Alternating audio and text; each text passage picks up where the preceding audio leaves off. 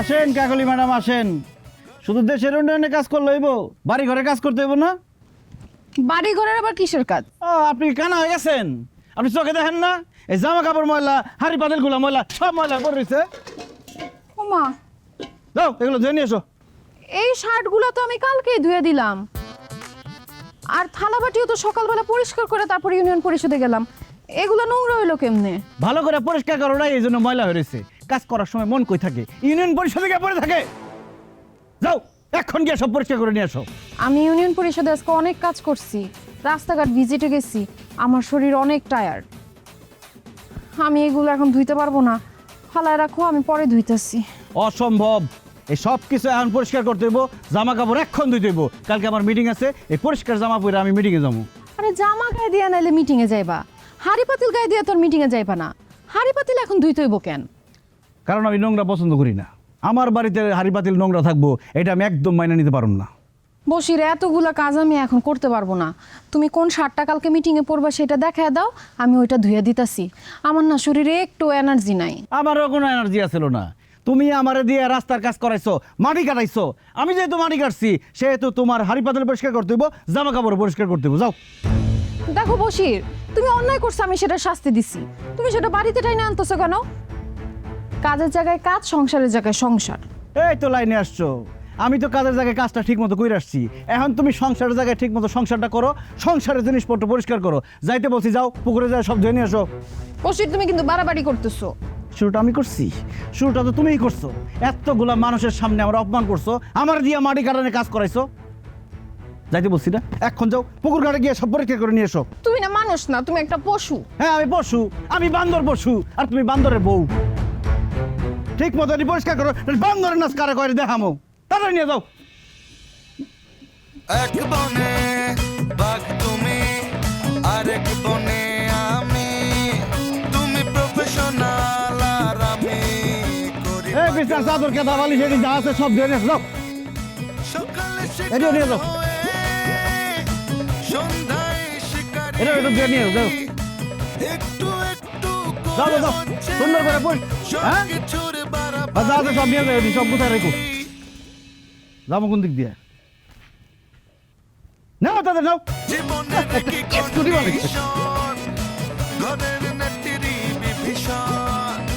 জীবনের কি কন্ডিশন, ঘরের নেত্রী বিভীষণ।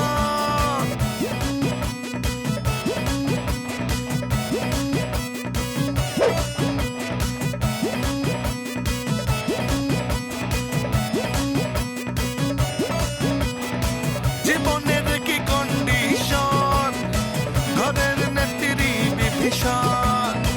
জীবনের কি কন্ডিশন, ঘরের নেত্রী বিভীষণ। আরামে ঘুমাইতেছো তাই না? আরামের ঘুম আমি হারাম করতেছি। কাকলি, এই কাকলি, কি? আমার শরীর হাত পা খুব ব্যথা করতেছে, শরীরটা ব্যাস ব্যাস করতেছে, ঘুম আসতেছে না। তো আমি কি করব? তুমি কি করবে মানে? তুমি আমার শরীর হাত পা টিপা দিবা, আমার ঘুম পাড়াই দিবা। দাও ঘুম পাড়াই দাও।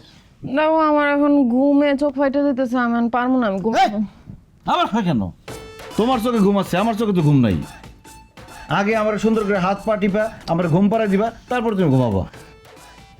দেখো ইউনিয়ন পরিষদে কতগুলা কাজ করছি, বাড়িতে আসার পর থেকে তুমি থালা বাটি কতগুলো কাপড় চোপড় ধোয়াইলা, রান্না বান্না করে তোমার খাওয়াই পর্যন্ত দিলাম। আমার এখন আর শরীরে কুলাইতেছে না, আমি পারবো না। কি বললা? পারবা না? না পারলে বিয়ে করছো কেন? বিয়ের আগে বোঝো নাই যে বিয়ে করলে স্বামীর সেবা করতে হবে, তার হাত পা টিপা দিয়ে তার ঘুম পাড়াই দিতে হবে? ঠিক আছে, তুমি যেহেতু হাত পা টিপা দিতে পারবা না, তাহলে আমার একটা বিয়ে করতে হইব। কি তুমি ফালতু কথা কইতেছো যত সব? আমি ফালতু কথা বলতেছি না, আমি সত্যি কথা বলতেছি। তুমি যেহেতু কাপড় ধুইয়া, থালা বাসন ধুইয়া, রান্না বান্না করে টায়ার্ড হয়ে গেছো, হাত পা টিপার শক্তি নাই, তাহলে তোমার হাত পা টিপার জন্য আরেকটা বিয়ে করতে হইব। দেখি কালকে বউ দেখতে যাবো। আচ্ছা না না, আমি আমি হাত পা টিপে দিতেছি, দাও। সত্যি? ঠিক আছে, টিপো। আসতেও দিবা না, জোরেও দিবা না, মাঝামাঝি থাকবা। ঘরের নেত্রী আর আমার ঘুম না আসা পর্যন্ত মাথা চলতেই থাকবো। বিভীষণ। আর জোরে যাও। এইগুলি আরে কি দাও, থাই মাসাজের মতো দাও। বুঝলাম না, কই নিতেছে নাকি? এই এমনি ভালো লাগতেছে না, শুয়ে নি।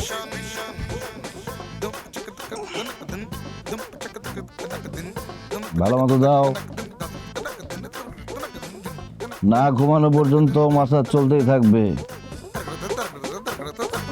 ঘরের নেত্রী, ঘরের নেত্রী, ঘরের নেত্রী বিভীষণ, ঘরের নেত্রী বিভীষণ, ঘরের কি হলো, ভালো দাও।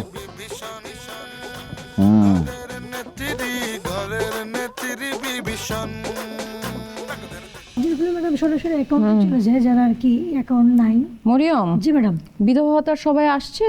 ম্যাডাম সবাই তো আসে নাই, আমার ওয়ার্ড 2 নম্বর ওয়ার্ডের মহিলারা আসছে। আসতে বলেন।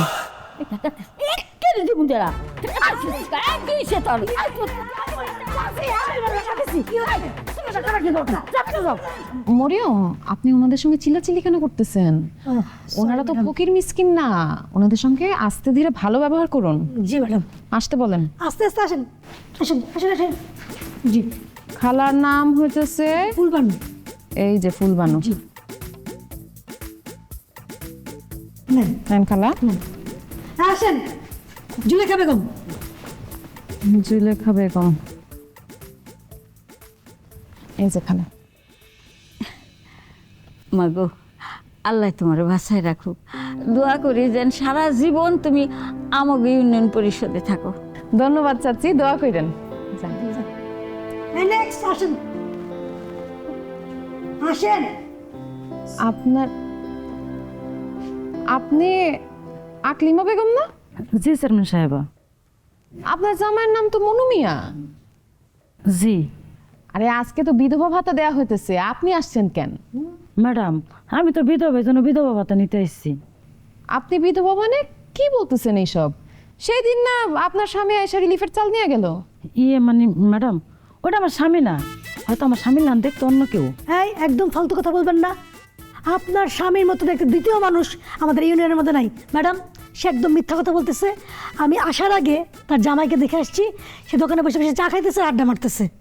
বিশ্বাস করেন, আপনারা যারা দেখছেন, হ্যাঁ আমার স্বামী না, আমার স্বামী সত্যিই মারা গেছে। ঠিক আছে, মানলাম আপনার কথা, আপনার স্বামী মারা গেছে। এখন আমরা আপনাদের বাড়িতে যাব, আপনার স্বামীর কবরটা আমাদের দেখায় দিবেন। কি দাঁড়া আছেন কেন? চলেন, স্বামীর কবর দেখাইবেন। চলেন। না ম্যাডাম, কবর ধরাইতে পারুম না। আপনার স্বামী তো মারা যায় নাই, আপনি কিভাবে কবর দেখাইবেন? আপনার কত বড় সাহস! আপনি বিধবা না, আপনার স্বামী বাইচা রয়েছে, তারপর আপনি বিধবা ভাতা নিতে চলে আসছেন। মরিয়ম, জি ম্যাডাম। পুলিশে খবর দেন, ওনাকে আমি এক্ষুনি পুলিশের হাতে তুলে দিব। এক্ষুনি দিতেছি ফোন। না না না ম্যাডাম, আমার পুলিশে দিবেন না, আমি ইচ্ছে করে নাহি নাই, আমার জোর করে এখানে পাঠানো হয়েছে। আপনারে জোর করে কে পাঠাইছে? কে আবার? ওই বসের মেম্বার।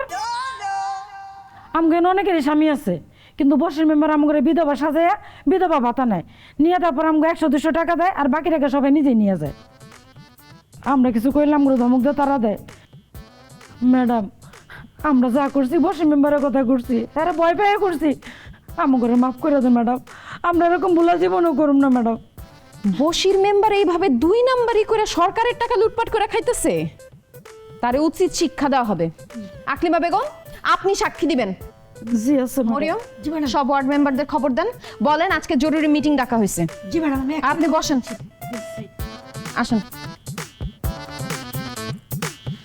আপনার নাম?